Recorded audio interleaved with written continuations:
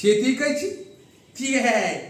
याडाला बिडाला काय तू कान पट्ट्या आणू का या काय पप्पा काय चाललं मग हा हा बरं बरं सगळे ठीक आहे. बाय मानून सर कधी आला मग कसं चाललं काम धंदा हो हा हे काय आता चालू सकाळी काम धंदा एकदम मस्त चालू हो.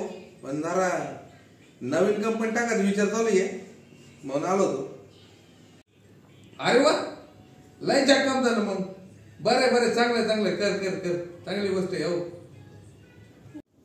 ते थोडे पैसे लागत होते अडचण होती जरा. पैसे लागते सांग ना मग किती पैसे लागत ते देतो की तुला काय टेन्शन घेतो. काम चांगलं कर फक्त हो नाही का. 50 लाख लागत होते.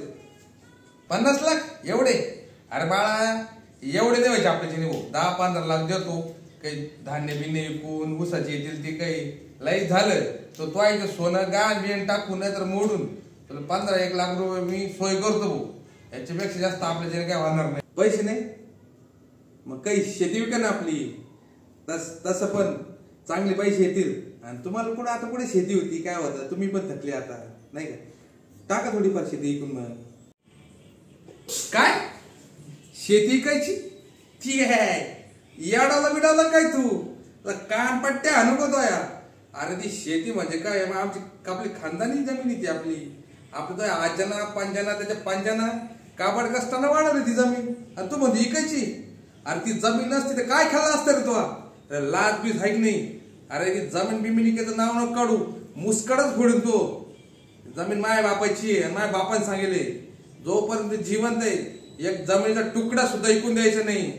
तुला पाहिजे माझ्या दोन्ही किडने काढून देतो माझे डोळे देतो हातपाय तोडून देतो तुला. जमीन मागायची नाही ती माय बापाची जमीन आहे. आणि मी जोपर्यंत जिवंत आहे जमीनला हात लावायचा नाही आत्ता सांगतो. पैसा बिसा काय भेटत नाही आणि जमीन काय मी विकणार नाही. ती जमीन माझी जीव जमीन ही शेतकऱ्याचा जीव असतो. पण तू ती मागतोस नालाय का. चल निघ देत नाही मी तुला पैसे. तुम्ही जर पैसे नाही दिले ना मी घर सोडून जाईना परत घरी कधी येणार नाही मी सांगतो आधीच. ती आहे घर सोडायची बात कर तू. आ तू लगेच निघ असं हातो पाणी सोडत मला पोरग नाही म्हणून समजून जात बसून. मला जमिनीपेक्षा भाऊ तू महत्वाचा नाही. निघ निघ माय दाब्याला येऊ नको आणि माय मौतीला येऊ नको. निघ चल लगेच घर सोड. Out get out. अहो पोरग काय म्हणते एकदा ऐकून तर घ्या. मालकीन बाई जरा शांत बसा तुम्ही. हे तुमचं लाड भोगायला राहिले. लहानपणापासून लाड केले ना असे आपल्या कानात मुतू राहिले. अहो हे लाड नसते केले ना आज दिवस पाहायला भेटला नसता. म्हणजे शेती इकायची. तर तू पण जाय त्यासोबत निघ होय.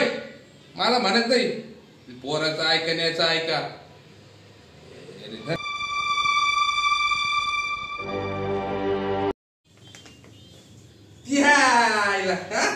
कस काय वाट चुकणार भाऊ तू आज हा. तू आता चमत्कारच केला आज घरी येऊन. आम्हाला वाटलं मी लांबचं पोरग. बाबा तुम्ही म्हणते तेच खरं होतं. नोकरीचं काय खरं नाही काम धंद्याचं काही खरं नाही. अरे बाळा शेती विकायची नसती रे शेती पिकवायची असती. बघ बरं जर मी तुझा ऐकून जर निर्णय घेतला असता तर आता तो काय खाल्ला असतं. तू रोडवर असता आणि मी रोडवर असतो.